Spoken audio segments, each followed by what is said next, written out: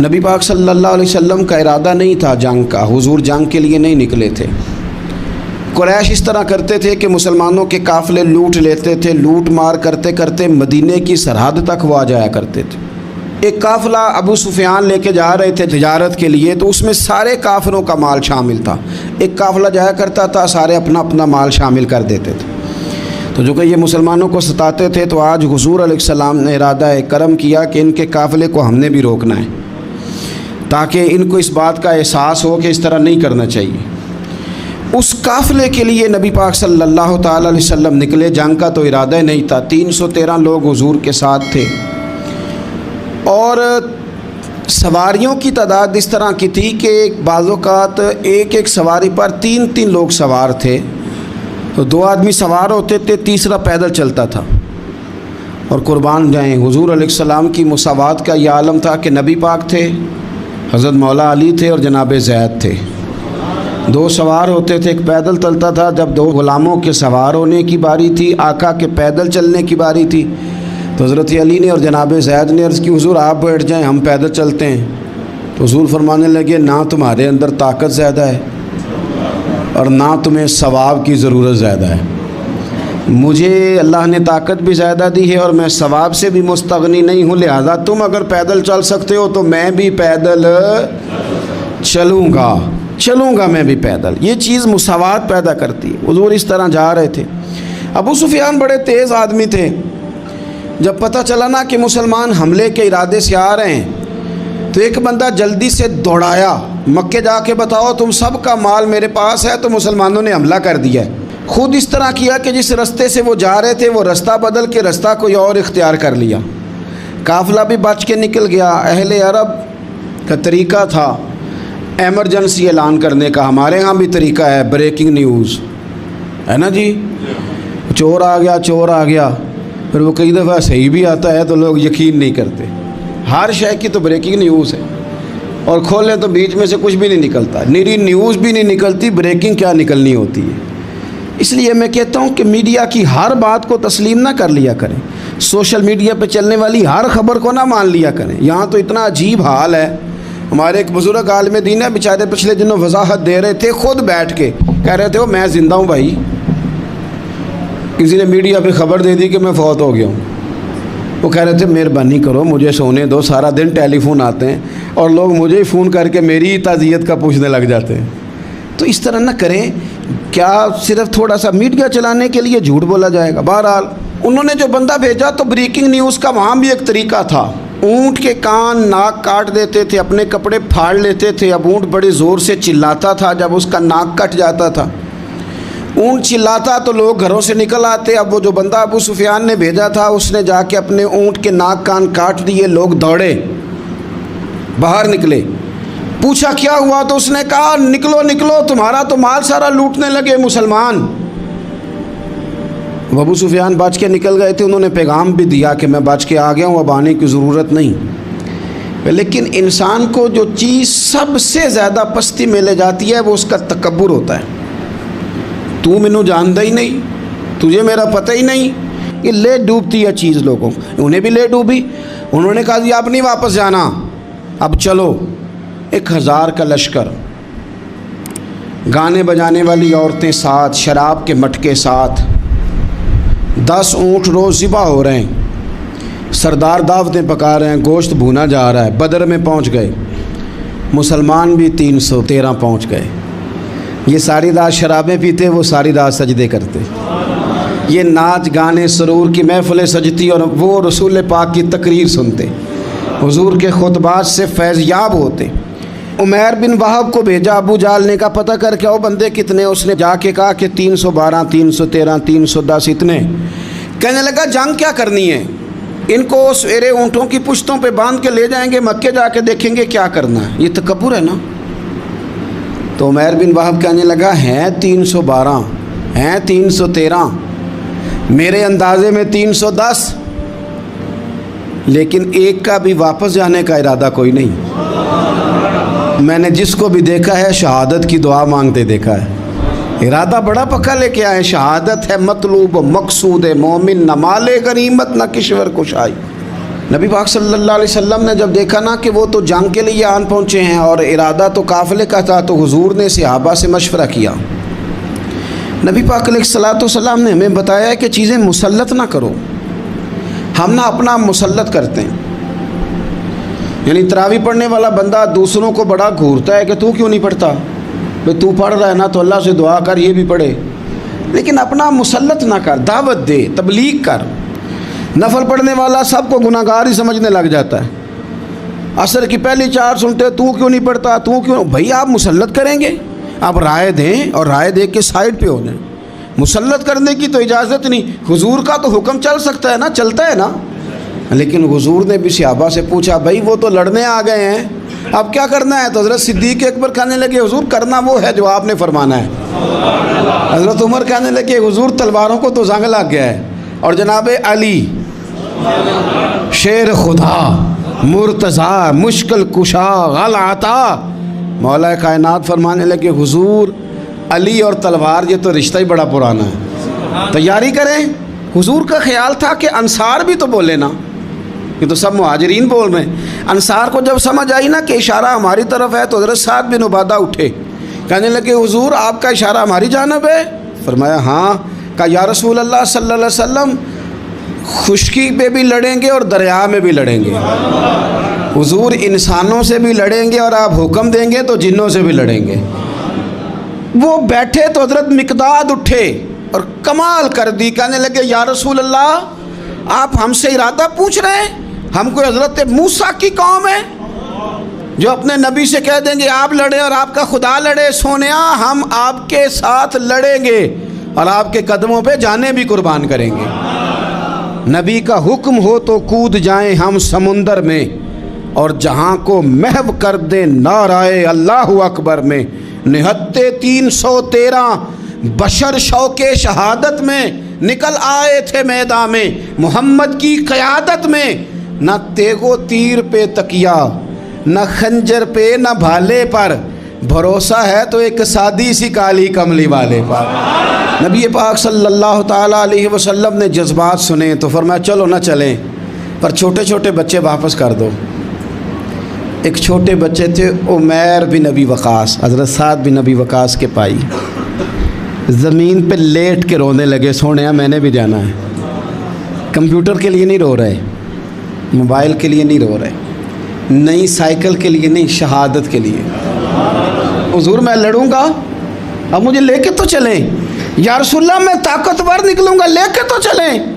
ان کے آنسو دیکھ کے حضور نے فرمایا لے چلو نا ساتھ۔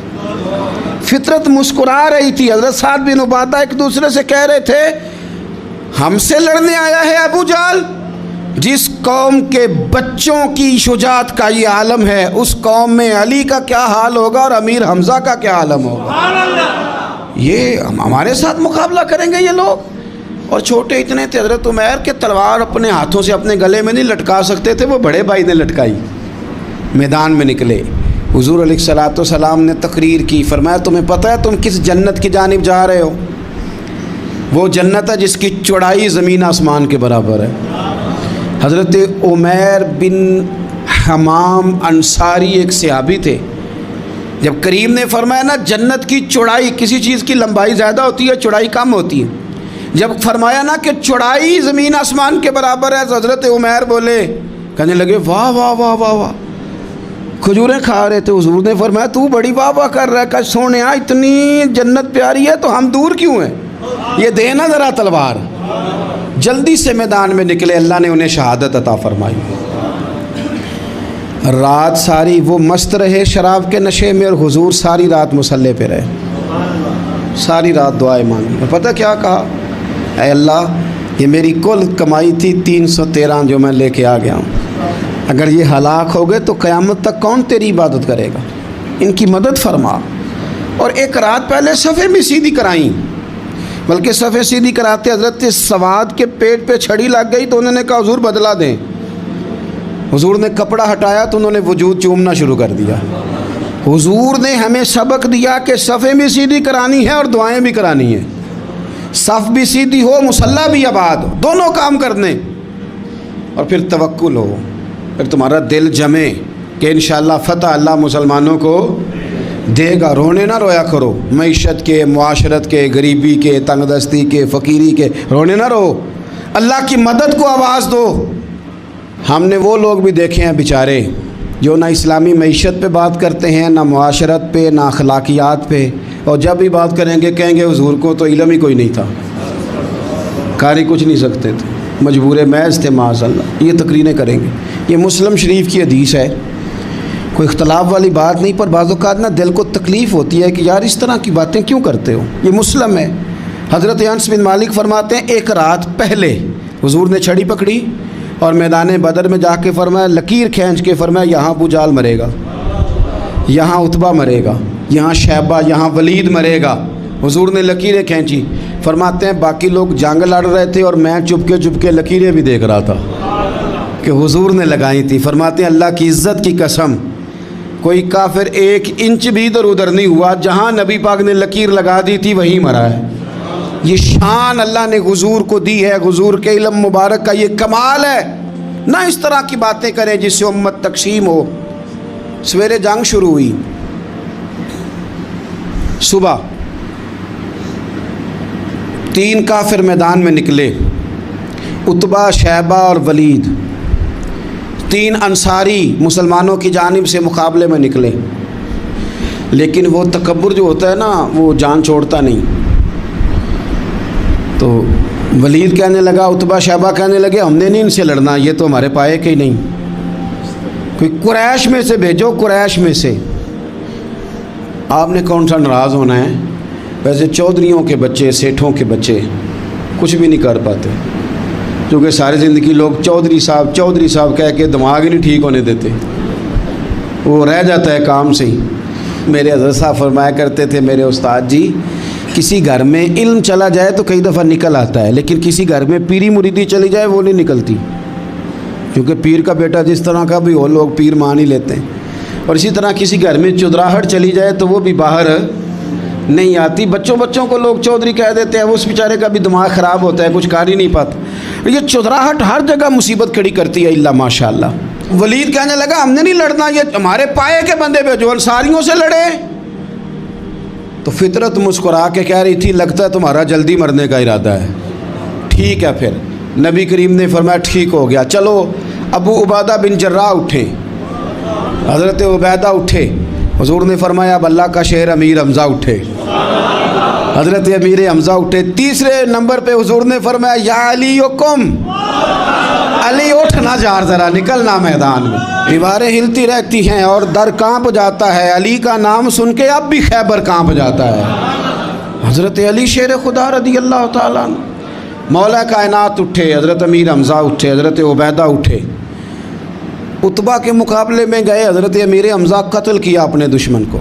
شیبہ کے مقابلے میں گئے حضرت عبیدہ, لیکن حضرت عبیدہ بوڑھے تھے, اس نے ان پہ حملہ کیا, ان کا پیر کاٹ دیا. حضرت علی نکلے ولید کے مقابلے میں, 2 ہی ضربیں لگائیں, ولید کا سر کاٹ کے حضرت عبیدہ کی مدد کو بھی پہنچ گئے حضرت علی, اس کو بھی قتل کیا. پھر حضرت عبیدہ کو اپنے کندھوں پہ اٹھایا, نبی پاک کی بارگاہ میں لائے. انہوں نے حضور کے قدموں کو چوم کے کہا حضور مجھے شہادت ملی کہ نہیں ملی؟ تو نبی پاک نے فرمایا رب نے تمہیں شہادت کا درجہ دے دیا ہے.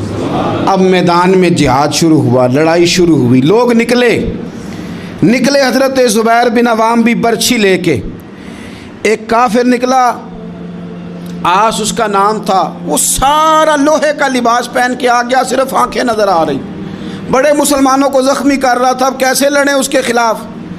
تو حضرت زبیر بن عوام کے ہاتھ میں برچھی تھی, بس آنکھیں نظر, اتنی زور سے اللہ اکبر کہہ کے برچھی ماری نا کہ اس کا آپ نے گلا ہی کاٹ کے رکھ دیا, ہر چیز اس کے دماغ سے باہر نکل آئی, زمین پہ تڑپا. وہ برچھی اتنی پسند آئی نبی پاک کو. حضور کو صرف تسبیح پسند نہیں آتی, برچھی بھی پسند آتی. حضور کو صرف تلاوت والا مومن نہیں, جہاد والا بھی پسند آتا ہے.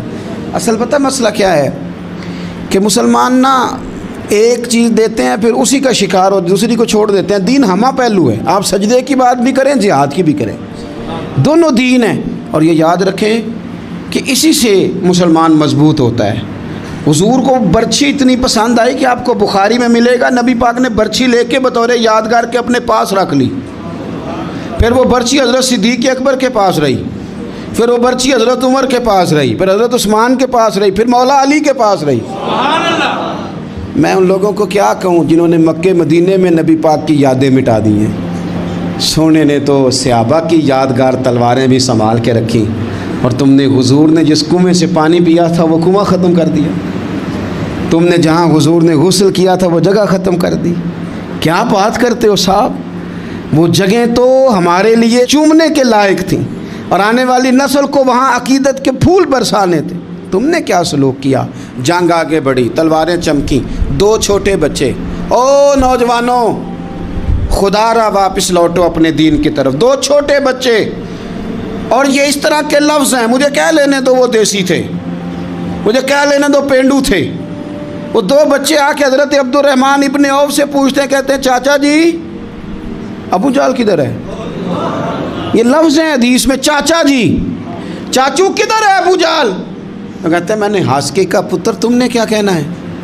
تو چھوٹے والے کو باتیں بھی صحیح نہیں کرنے آتی تھیں، کہنے لگا چاچا اسے مارنا ہے۔ کہا کیوں مارنا ہے؟ کہا اس لیے کہ ہم نے سنا ہے وہ ہمارے نبی کو برا کہتا ہے معاذ اللہ۔ کہا تم اگر نام مار سکے تو چھوٹا کہہ رہا ہے، کہتا نام مار سکے تو مریں گے تو صحیح نا حضور کے نام پہ۔ حفیظ جلندری کہتے ہیں وہ کہہ رہا تھا مریں گے یا ماریں گے اس ناری کو، سنا ہے گالیاں دیتا ہے وہ محبوب باری کو، معاذ اللہ حضور کو برا کہتا ہے۔ میدان میں آئے دونوں، زور زور سے تلواریں ماری، گھوڑے سے گرا لیا ابو جہل کو۔ حضرت معاذ جو تھے بڑے والے، ان کا بازو کٹ گیا، تھوڑا سا گوشت سال لٹک رہا تھا۔ یہ نرم و نازک بچے ہمارے، یہ میدانوں میں کام کریں گے، جن کو تھکاوٹ ہوتی ہے، جو پیناڈال کی گولی کھا کے سوتے ہیں رات کو، بازو لٹک رہا تھا۔ حضرت معاذ نے اس پر اپنا پیر رکھا، جھٹکا دے کے اتار دیا۔ حضرت عبداللہ ابن مسعود کو کہا، انہوں نے گردن کاٹ دی ابو جہل کی۔ دونوں تلواریں لے کے حضور کے پاس گئے۔ چھوٹا کہتا ہے حضور میں نے مارا ہے، بڑا کہتا ہے حضور میں نے مارا، کہتا ہے نہیں تو پیچھے تھا میں نے مارا ہے، وہ کہتا ہے نہیں تو بعد میں آیا تھا میں نے مارا ہے۔ فرمایا تلواریں دکھاؤ نا۔ جب تلواریں دکھائیں تو حضور فرمانے لگے تم دونوں نہیں مارا ہے، برابر کا ثواب ہے۔ جس کا بازو کٹا تھا کریم رسول نے فرمایا ادھر لا نا بازو، وہ بازو لائے، حضور نے اسی جگہ رکھ کے نا دوبارہ لعاب دہن لگایا۔ حضرت معاذ حضرت عثمان غنی کے زمانے تک موجود رہے۔ فرماتے ہیں کٹنے سے پہلے طاقت کم تھی، جب حضور نے جوڑا ہے تو طاقت پہلے سے زیادہ ہو گئی ہے، پہلے سے زیادہ ہو گئی ہے طاقت۔ کہتے ہیں کہ نبی پاک سید عالم صلی اللہ علیہ وسلم کی خدمت میں حضرت عکاش آئے، کہنے لگے سونیا میرے جذبات کنٹرول میں نہیں آ رہے، میں ان بے ایمانوں کے گلے کاٹوں گا، پر میرے پاس تلوار ہی کوئی نہیں، کوئی تلوار ہو تو ماروں نا۔ ایک درخت کی جڑ تھی، ٹہنی تھی، حضور نے یوں کر کے کھینچی، فرمایا یہ لینا تلوار۔ کہتے ہیں وہ حضور کے ہاتھوں میں ٹہنی تھی، میرے ہاتھوں میں آتی گئی اور تلوار بنتی گئی۔ پھر اس سے کافر کاٹے حضور کے معجزات، 5000 فرشتہ بھیجا اللہ نے جنگ بدر میں۔ کتنے؟ یہ میں نے بات اس لیے بیان کی ہے کہ اقبال نے ایک مشورہ دیا، کہتے ہیں تو فضائے بدر تو پیدا کر، فرشتے تیری نصرت کو اتر سکتے ہیں گردوں سے، کتار اندر کتار اب بھی۔ اقبال کیوں ایسا کہہ رہا ہے؟ تو اقبال کہتے ہیں اس لیے کہ آج بھی ہو اگر ابراہیم کا ایمان پیدا تو آگ کر سکتی ہے انداز گلستاں پیدا۔ 5000 فرشتہ آیا۔ مجھے تو لگتا ہے فرشتوں نے بھی دعا کی تھی کہ یا اللہ ہم تیرے نبی کی قیادت میں لڑنا چاہتے ہیں۔ فرشتے آئے، سپر پاور تھی روما، بڑی طاقتور سمجھتی تھی، ایران، روم، یہ کیسر و کسرا، بڑی طاقتیں تھیں۔ عرب کے لوگ تو بوریا نشین تھے، صحراؤں میں نکل کے انہوں نے الٹ پلٹ کے نہیں رکھ دی سارا کچھ۔ علامہ اقبال سے کسی نے پوچھا تھا کہ مسلمان دوبارہ سے کبھی میدانوں میں آئیں گے؟ تو اقبال کہنے لگے ہاں ہاں ضرور آئیں گے، آئیں گے، یہ نکلیں گے۔ کیا کس طرح؟ کہنے لگے میں نے فرشتوں سے سنا ہے، نکل کے صحرا سے جس نے روما کی سلطنت کو الٹ دیا تھا، نکل کے صحرا سے، قدسی کہتے ہیں فرشتوں کو، اقبال کہتے ہیں رات وہ باتیں کر رہے تھے میں نے سنا ہے کہ نکل کے صحرا سے جس نے روما کی سلطنت کو الٹ دیا تھا، سنا ہے میں نے یہ قدسیوں سے کہ وہ شیر پھر ہوشیار ہوگا، وہ جاگے گا، وہ بیدار ہوگا، یہ قدسیوں سے سنا ہے میں نے، وہ آئے گا میدانوں میں۔ घुमसान का रन पड़ा, अबू जाल कत्ल हुआ, उमैया कत्ल हुआ, कुछ देर के बाद मारा गया, अबुल बुख्तरी और उतबा और शैबा और वलीद बड़े बड़े सरदार कत्ल हुए, 70 काफिर मारे गए, 70 मुसलमानों ने कैदी बनाए, बाकी भाग गए और सामान छोड़ के भाग गए और घोड़े छोड़ के भाग गए, और जिसको इधर भागने का मौका मिला इधर भागा, कह रहे थे इनको बांध के ले जाएंगे, और जिसको इधर भागने का मौका मिला वो इधर भागा। पीछे से हज़रत साद बिन उबादा बोल रहे हैं, कहने लगे हमने तो सुना था मर्दों से मुकाबला है, तुम तो बीवियों से भी कमज़ोर निकले हो, क्या भागते हो। 14 मुसलमान शहीद हुए सिर्फ। 3 दिन हुजूर ने क़याम किया बदर में, कुर्बान जाएं। जंग का आगाज़ भी मेरे नबी के सजदे से हुआ और जंग ख़त्म हुई तो फिर करीब सजदे में चले गए। अल्लाह तेरी मदद आई तो काम बना, तेरी मदद ना होती तो कुछ ना कर पा। अज़ीज़ दोस्तों, हम जिस दीन के मानने वाले हैं वो दीन बरहक है, और जिस प्यारे महबूब सल्लल्लाहु ताला अलैहि वसल्लम के हम मानने वाले हैं वो महबूब अलैहिस्सलाम अल्लाह के आखिरी रसूल हैं। नबी अकरम सल्लल्लाहु ताला अलैहि वसल्लम कामिल, अकमल और मुकम्मल दीन लेकर तशरीफ़ लाए। अब ये दीन इस्लाम ऐसा मज़बूत, ऐसा मुस्तहकम दस्तूर हयात है कि क़यामत तक इसी दीन का सिक्का चलेगा। वक्ती तौर पर जो हालात उम्मत पर इस वक्त गुज़र रहे हैं उसमें उम्मत महकूम नज़र आती है, कमज़ोर नज़र आती है, और हम देखते हैं कि गैरों का रोब भी हमारे हुक्मरानों के चेहरों और उनके लहजों पर नज़र आता है। जो कौमें किसी का रोब इख्तियार करती हैं, किसी शख्स को इस तरह का बड़ा जानती हैं कि एहसास कमतरी का शिकार हो जाती हैं, वो अपनी आने वाली नस्लों को कभी मजबूत नहीं कर पाती। हमारे मिजाजों में और हमारे रोज़मर्रा के मामलात में कुछ चीज़ें इस तरह की रख दी गई हैं कि लोग एहसास के नीचे दबते चले जा रहे हैं। बरादरीज़म एक बहुत बड़ा इशू रहा हमारे यहाँ। मैं बड़ी दर्द के साथ ये बात अर्ज़ किया करता हूँ कि ज़्यादा गुनाह और ज़्यादा जुर्म उस बंदे का नहीं जो अपनी बरादरी को बड़ा समझता है, बल्कि ज़्यादा मुजरम वो है जो अपनी बरादरी को छोटा समझता है। इसने क्यों अपने अंदर एहसास कमज़ोरी पैदा किया? इसको क्यों ज़रूरत पेश आई ये कहने की कि मैं किसी कमज़ोर कबीले से ताल्लुक़ रखता हूँ? इसे खुल के कहना चाहिए था कि मैं भी जनाब आदम का बेटा हूँ। इसे खुल के कहना चाहिए था कि मैं भी रसूल रहमत का ग़ुलाम हूँ, मैं भी अल्लाह का बंदा हूँ। खुल कर बात करनी चाहिए। एहसास के नीचे दब जाना, परेशान। फिर इसी तरह का मामला अमीरी गरीबी का है। गुरबा क्यों ये समझ बैठते हैं कि जिसके पास पैसे ज़्यादा हैं शायद फ़ज़ल भी ज़्यादा उसी के पास है? क्यों इस एहसास से बाहर नहीं आते? अगर दौलत बहुत आला होती ना और बड़ी ही कीमती होती तो सबसे ज़्यादा सैयदा फ़ातिमा ज़हरा के घर में होती, सबसे ज़्यादा तजोरियाँ सैयदा आयशा सिद्दीक़ा के पास होती, लेकिन ये ज़्यादा कीमती नहीं थी, इसलिए दरवाज़ा रसूल पे भी नहीं थी। तो इसी तरह का मामला कुछ लोगों का है। मैंने अपनी ज़िंदगी में ये देखा है कि मजहबी माहौल से वाबस्ता लोग कई दफ़ा बड़े परेशान हो जाते हैं कि मैं तो मौलवी साहब हूँ, और महल्ले का मौलवी बना के जब किसी को रखा जाता है तो बेचारा वैसे भी परेशान हो जाता है। उसकी ज़िम्मेदारी होती है कि तूने वक्त पे जनाजा पढ़ाना है, टाइम पे कोल पे आ जाना, दसवें पे वक्त पे पहुँचना, गैर हाज़िर ना होना। कुछ जगहों पे ये भी रिवाज है कि जनाब आपको 7 दिन और 10 दिन मुसलसल बैठना है और पढ़ाई करनी है।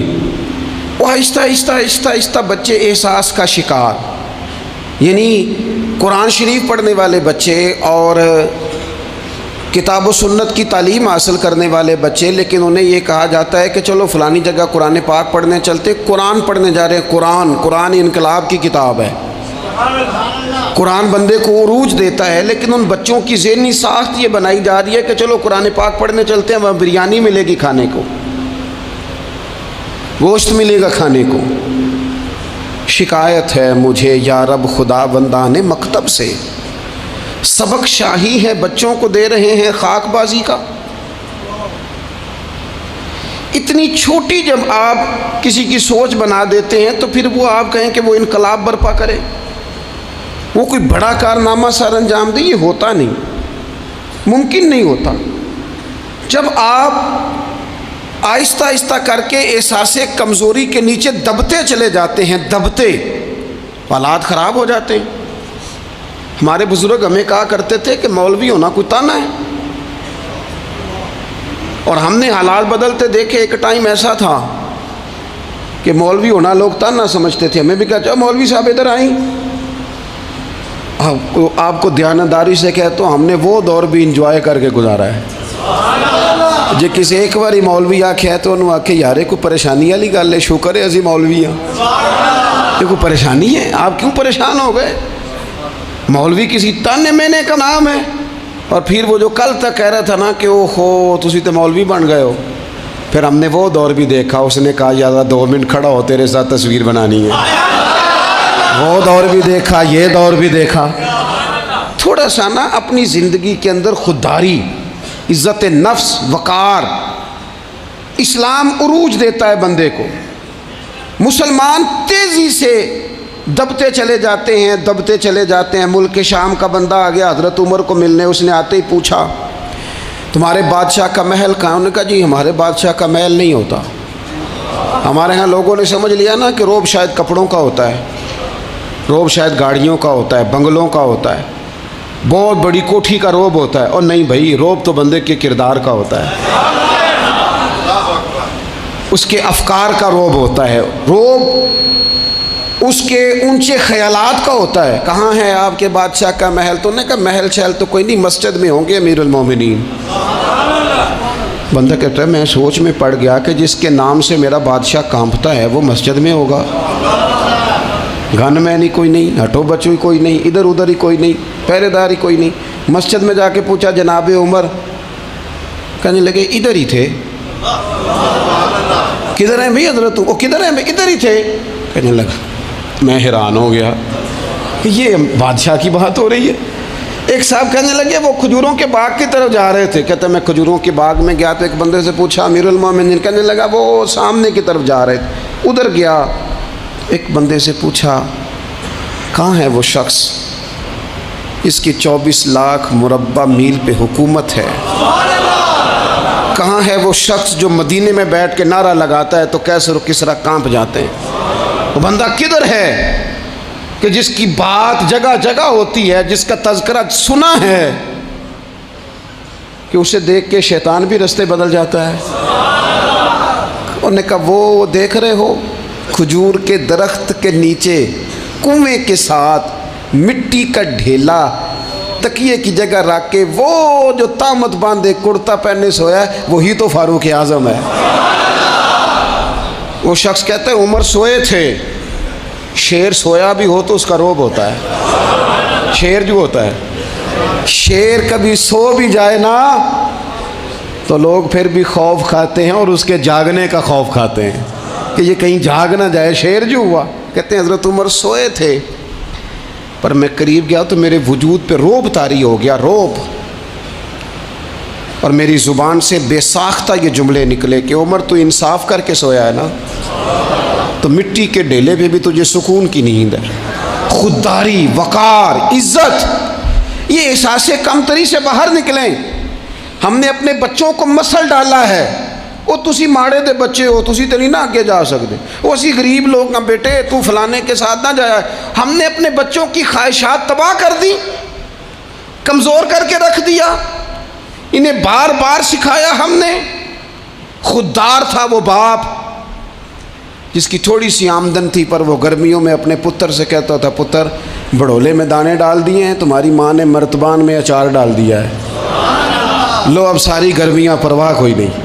وہ خوددار لوگ تھے، لیکن آج یہ دین غالب ہونے کے لیے آیا ہے، مسلمان نے غالب ہونا ہے۔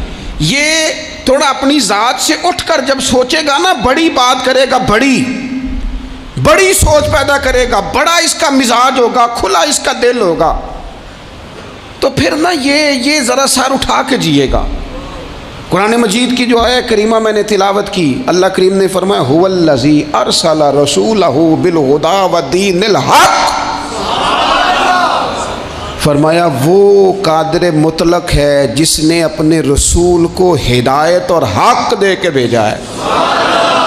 دو چیزیں دے کے بھیجا ہے، ہدایت اور حق۔ کتاب ہدایت اور حق حضور لے کے آئے۔ کس لیے بھیجا ہے؟ کہ نرا تسبیح پڑھیں اور سو جائیں؟ نرا جناب عبادت کریں اور آرام کریں؟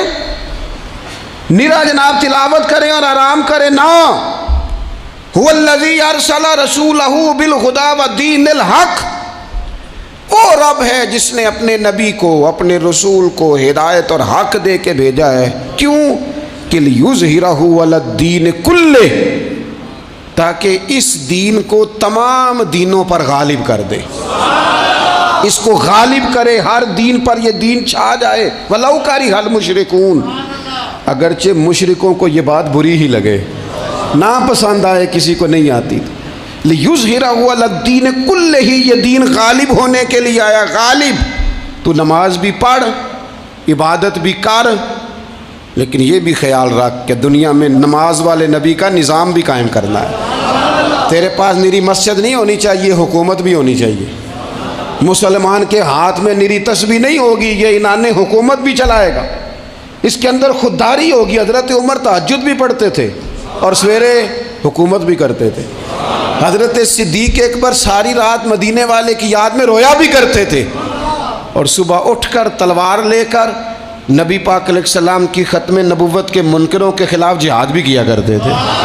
جب تک اپنے مزاج میں وہ شوق نہیں پیدا ہوتا کہ دین کو غالب کرنا ہے، جد و جہد کرنی ہے، کوشش کرنی ہے، بڑا سوکھا ہے ہمارے لیے بھی، آرام سے نماز پڑھیں، نفل پڑھیں، عبادت کریں۔ اور ویسے بھی اسے لوگ زیادہ بڑا پیر سمجھتے ہیں جس کی تسبیح زیادہ لمبی ہو، وہ زیادہ بڑا پیر ہوتا ہے جس کی پگڑی ذرا زیادہ بڑی ہو، جبہ تگڑا پہنے، اجرے کے اندر رہے، باہر نہ نکلے، اور اندر جائیں 2 منٹ کے لیے حضرت کی زیارت کریں، باہر آ جائیں، بس چھٹی، وہ زیادہ پیری مریدی ہو جاتی ہے۔ پیر تو بولتا ہی نہیں۔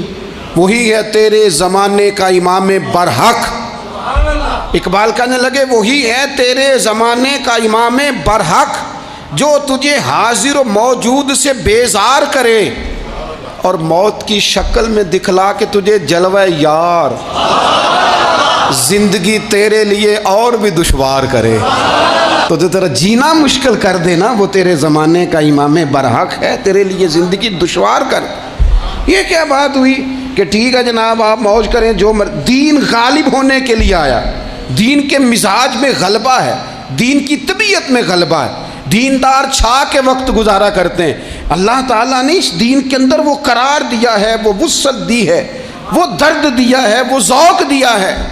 اپنے اندر سے وہ بت توڑ ڈالیں جو بت مایوسی پھیلاتے ہیں، ان جگہوں سے نکل آئیں جہاں انسان کمزور پڑتا ہے۔ اٹھ باندھ کمر کیوں ڈرتا ہے، پھر دیکھ خدا کیا کرتا ہے۔ آگے کی طرف دیکھیں، آگے کی طرف دیکھیں۔ میرے نبی اکرم صلی اللہ تعالیٰ علیہ وسلم نے فرمایا حالات جتنے بھی خراب آ جائیں، ماحول جتنا بھی بگڑ جائے، امت پر دشواری جتنی بھی آئے، حضور علیہ الصلوۃ والسلام نے فرمایا ہے یہ دین اسلام ہے، یہ مسلم کے لفظ ہیں، حضور فرماتے ہیں یہ دین ہمیشہ قائم رہے گا، اور فرمایا ایک جماعت ہوگی پوری میری امت کی جو دین اسلام کے دفاع میں کام کرتی رہے گی، جد و جہد کرتی رہے گی، کوشش کرتی رہے گی، ہمت کرتی رہے گی۔ میرے عزیز حضور نے فرمایا ہمیشہ یہ دین قائم رہے گا، اور ایک جماعت ہمیشہ اس دین کے لیے کام کرتی رہے گی۔ اور میرے نبی پاک علیہ السلام نے فرمایا 100 سال کے بعد تو اللہ ضرور اس امت میں ایک ایسا شخص پیدا کرے گا، یہ ابن ماجہ میں حدیث موجود ہے، جو اس دین کی نئے سرے سے تجدید کر دے گا۔ وہ لوگ آتے رہے، جب حالات بڑے بگڑے تو حضرت عمر بن عبدالعزیز آ گئے، حالات کا رخ بدل کے رکھ دیا۔ پھر معاملات بڑے بگڑے تو امام شافعی جیسے لوگ آ گئے، غوث اعظم جیلانی جیسے لوگ آ گئے۔ حالات بڑے بگڑے تو شیخ عبدالحق محدث دہلوی جیسے لوگ آ گئے۔ ہندوستان میں جب ماحول بڑا کٹھن ہوا تو اعلیٰ حضرت فاضل بریلوی جیسے لوگ آ گئے۔ ہر صدی کے سرے پر اللہ تعالیٰ ایک مجدد بھیجے گا، حضور کا وہ غلام دین کو نئے سرے سے تازہ کرے. دین کے چمن میں ہمیشہ بہار رہے گی، ہمیشہ نورانیت رہے گی، ہمیشہ نور علی نور رہے گا. یہ کام صرف کرنے کا کام کیا ہے؟ یہ دین تو پھلے گا پھولے گا. جو آگے بڑھ کے خدمت میں حصہ ڈال لے گا نا وہ اپنا نفع کرے گا. یہ قرآن پاک ہے، یا ایھا الذین آمنوا ان تنصروا اللہ ینصرکم ویثبت اقدامکم. اللہ فرماتے ہیں اے لوگو، اگر تم اللہ کے دین کی مدد کرو گے نا تو اللہ تمہاری مدد کرے گا. وَيُثَبِّتْ أَقْدَامَكُمْ، اور تمہارے قدم جما دے گا، تمہیں استقامت دے. تم آگے، اور دین کی مدد صرف پیسوں سے نہیں ہوتی. کوئی شخص سمجھے کہ فقط مال سے مدد ہوتی ہے. جب آپ وقت پر آ کر مسجد میں جمعے کی نماز ادا کرتے ہیں تو یہ بھی آپ دین کی خدمت ہی کرتے ہیں. جب آپ دینی اجتماعات کی رونق بڑھاتے ہیں تو یہ بھی آپ دین کی خدمت ہی کرتے ہیں. جب آپ کسی دین کے طالب علم کا حوصلہ بڑھا دیتے ہیں نا، بیٹے بڑی بات ہے قرآن پڑھتے رہنا، یہ بھی آپ خدمت ہی کرتے ہیں. جب آپ دین کے بارے میں کسی جگہ بیٹھ کے اچھی بات کر دیتے ہیں، یار اللہ کا فضل ہے ہمارے دین میں یہ خیر اللہ نے رکھی، یہ بھی آپ دین کی مدد ہی کرتے ہیں.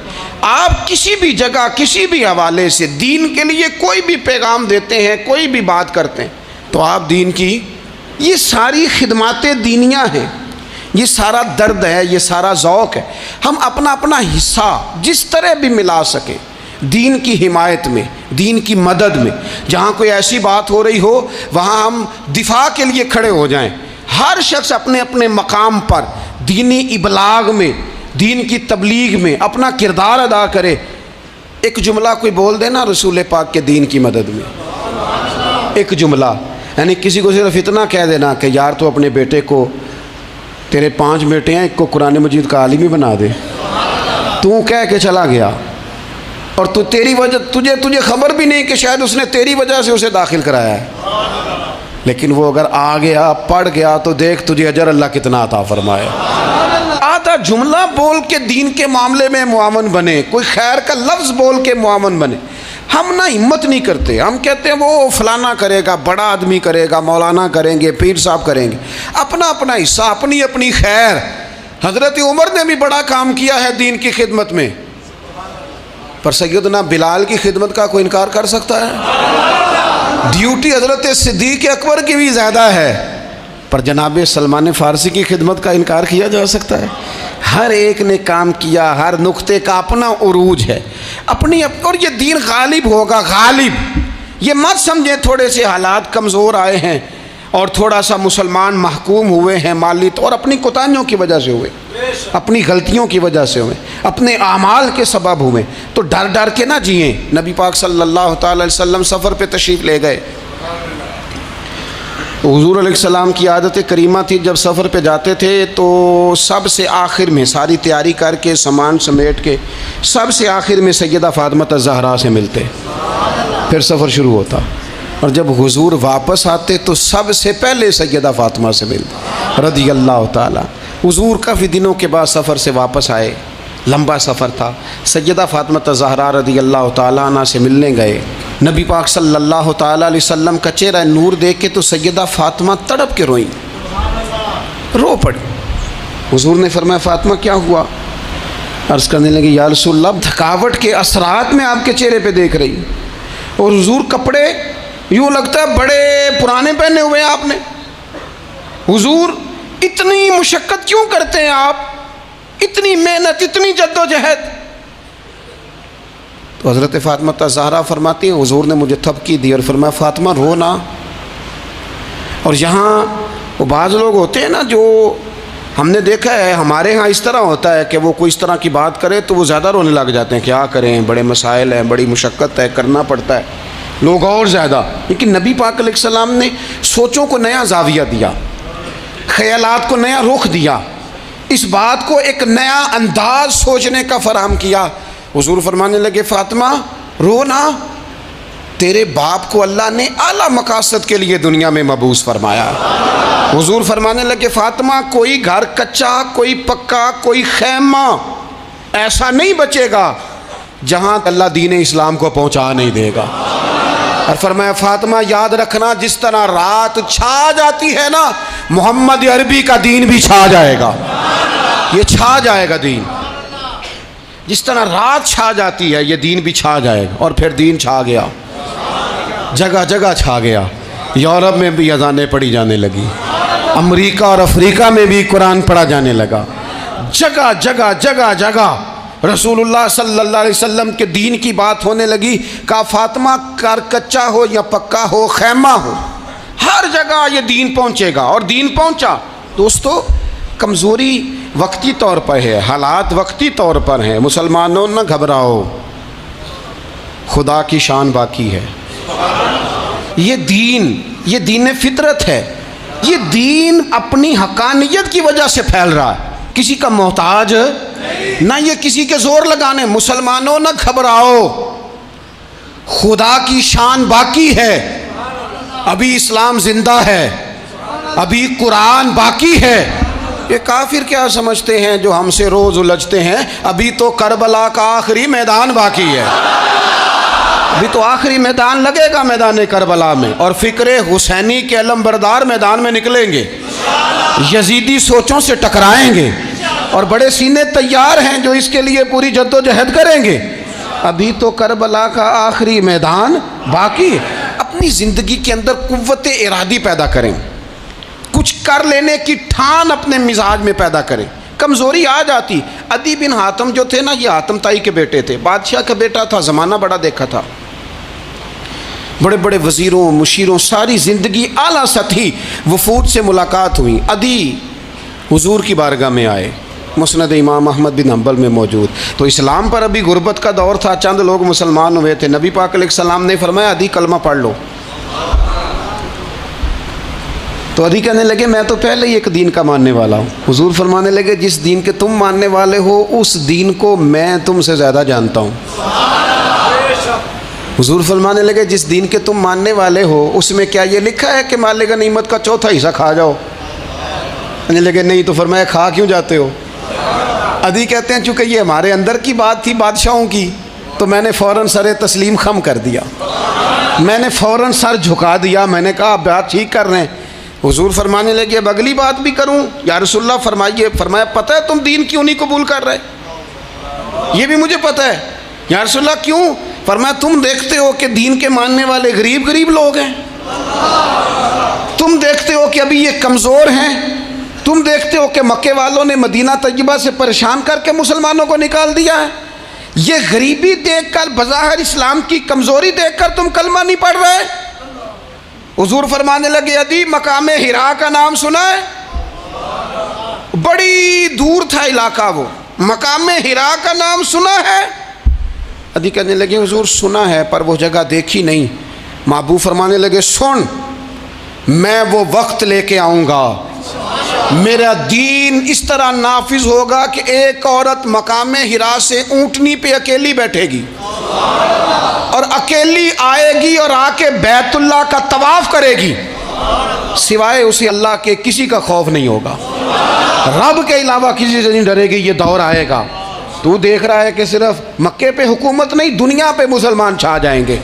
اور حضور فرمانے لگے کسرا کا نام سنا ہے؟ کہا حضور وہ تو بظاہر اس وقت بڑا تگڑا بادشاہ ہے۔ فرمایا اس کے علاقے بھی فتح ہوں گے، وہ خزانے مسلمانوں کے پاس آئیں گے۔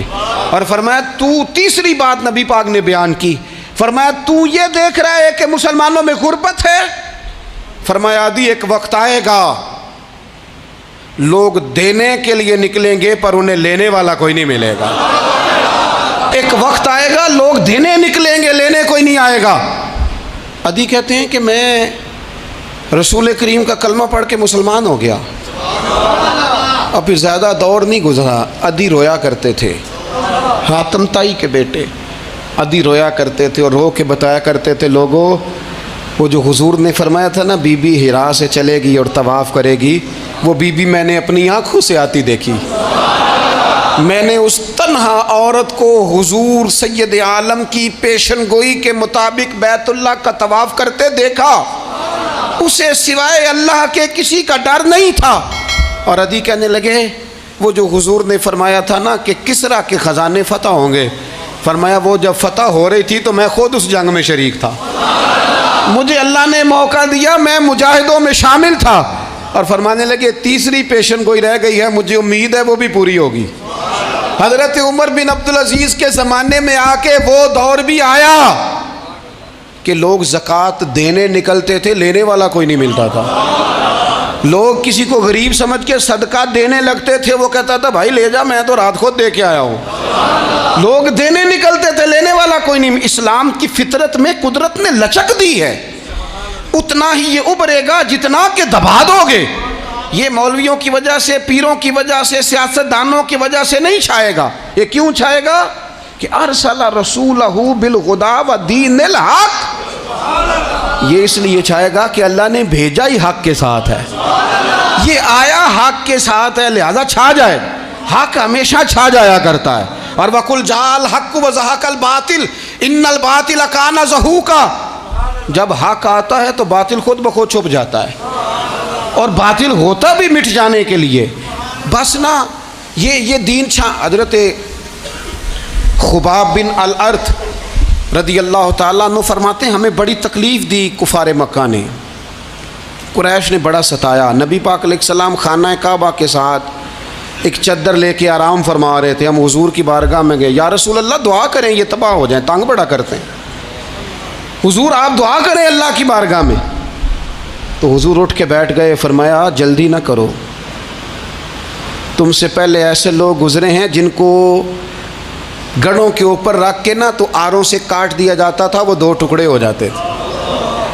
فرمایا جلدی نہ کرو، تم سے پہلے ایسے لوگ گزرے ہیں کہ لوہے کی کنگھیوں سے ان کا گوشت نوچ دیا جاتا تھا، ہڈیاں تک زخمی ہو جاتی تھی، سی نہیں کرتے، زخم پہ زخم کھا کے جی خون جگر کے گھونٹ پی، آہ نہ کر لبوں کو سی، یہ عشق ہے کو دل لگی نہیں۔ کہا خباب تھوڑا صبر کرو، اور پھر حضور فرمانے لگے خباب یہ بات یاد رکھنا، جو دین میں لے کے آیا ہوں یہ غالب ہو کے رہے گا، یہ غالب ہوگا، غالب۔ وہ ابو سفیان جو میدان احد میں کہتے تھے فلاں بھی ہم نے مار دیا، فلاں بھی مار دیا، جب 10,000 کا لشکر لے کے نبی پاک گئے تھے نا دوبارہ واپس، 10 سالوں میں 3 لوگ لے کے حضور مکے سے آئے، اور 10,000 کا لشکر لے کے جب دوبارہ گئے نا، ابو سفیان کہنے لگے لڑنا ہی نہیں، کیونکہ جس شان سے معصوم آمنہ آئے ہیں لڑنے والی بات ہی کوئی نہیں، طاقت ہی نہیں، آنکھ نہیں ملا سکتے تو ہاتھ کیسے اٹھائیں گے۔ لیکن پتہ ہے حضور کا طریقہ کیا تھا؟ سیاہ امامہ تھا، اونٹنی پہ بیٹھے تھے، اور گردن محبوب نے اتنی جھکائی تھی کہ وہ اونٹنی کی گردن سے لگ رہی تھی۔ اس شان کے ساتھ حضور داخل ہوئے، اذا جاء نصر اللہ والفتح ورأیت الناس يدخلون فی دین اللہ افواجا۔ اپنے اندر نہ تھوڑی سی، آپ 24 گھنٹے دنیا کمائیں، کوئی منع نہیں کرتا، مال کمائیں، جائیدادیں بنائیں، حلال کمائیں، جتنا مرضی کمائیں، لیکن نہ کچھ تھوڑا سا اپنے آپ کو دین کے لیے، صرف مالی طور پر نہیں۔ ہمارے ہاں ایک بہت بڑا مسئلہ یہ بن گیا ہے کہ صرف مالی طور پر ہم سمجھتے ہیں دین کی مدد کر دیں۔ اگر آپ اپنے پتر کو نمازی بنا چکے ہیں تو ایک کام آپ نے دین کی خدمت کا کر لیا۔ اگر آپ کی بیٹی پردے کی عادی ہو گئی ہے تو آپ نے دین کی خدمت میں ایک حصہ ڈال لیا ہے۔ اگر آپ کے گھر کے اندر آپ ان ساری چیزوں کو بین کرنے میں کامیاب ہو گئے، یا ایھا الذین آمنوا قوا انفسکم واہلیکم نارا، ایمان والوں خود بھی دوزخ سے بچو، اپنے اہل خانہ کو بھی بچاؤ۔ اگر فحاشی اور ریانی کا رستہ آپ نے اپنے دروازے کے باہر روک دیا ہے تو آپ نے دین کی خدمت کر لی ہے۔ اگر آپ اپنے دوستوں کو نمازی بنانے میں کامیاب ہو گئے، اگر آپ چند لوگوں کو قرآن پڑھانے میں کامیاب ہوئے ہیں تو پھر کچھ نہ کچھ حصہ آپ نے دین میں شامل کیا ہے۔ کرنے کا کام یہ ہے کہ اپنا اپنا حصہ، اپنی اپنی خیر دین میں ملائیں، جد و جہد کریں، کوشش کریں۔ 2 جملے بول کر، جب کوئی بندہ کہہ رہا ہو نا جی بڑا مشکل ہے دین پہ عمل کرنا، تو اسے کہیں دین پہ ہی چلنا تو آسان ہے، دین پہ چلنا ہی تو آسان ہے۔ جب بڑی دین مخالف باتیں ہو رہی ہوں تو وہاں ساری برادری کٹھی بیٹھی ہے نا، بچے کے دن رکھے جا رہے ہیں، تو میں دین کی خدمت بتا رہا ہوں کیا کیا کرنی ہے۔ بیٹی بیٹے کے دن طے ہو رہے ہیں تو کوئی کہتا ہے کہ ماموں کو منا لو ناراض ہے، چچا کو منا لو ناراض ہے۔ یہ میں اپنا درد دل آپ کے سامنے رکھ رہا ہوں۔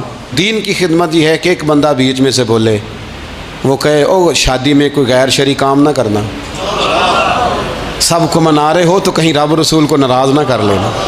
یہ تیری دین کے لیے خدمت ہو جائے گی، یہ تیری دین کے لیے خدمت ہو جائے گی۔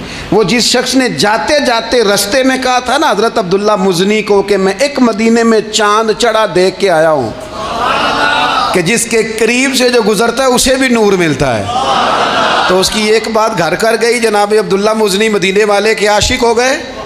آپ کہہ دیں بات پھیل جائے گی، اللہ اسے پھیلا دے گا۔ اپنے مقام پر بیٹھ کر اپنے میں فیکٹری کے مالک سے کہا کرتا ہوں کہ تو نا مسجد ضرور بنا چھوٹی سی، دفتر والوں سے کہا کرتا ہوں کہ یہاں نا نماز باجماعت کا بندوبست ضرور کراؤ۔ میں کہتا ہوں یہ سارے دین کے کام ہیں، آپ اپنے حلقہ یا سر میں کہیں یہاں نماز باجماعت ہوگی، یہاں سویرے آتے ہی پہلے تلاوت ہوگی، یہاں پہلے قصیدہ بردہ شریف، آپ کوئی خیر کے کام میں اپنا حصہ ڈالتے رہیں، انشاءاللہ یہیں سے چنگاریاں بنیں گی، یہیں سے انقلاب برپا ہوگا۔ اور امام جعفر صادق کے قول پر اپنی بات سمیٹوں گا، کسی نے کہا تھا میں دین کی تبلیغ کرنا چاہتا ہوں، تو فرمانے لگے سوکھا حال ہے، تو دین پہ عمل کرنا شروع کر دے، دین کی تبلیغ ہونی شروع ہو گئی، عمل کر۔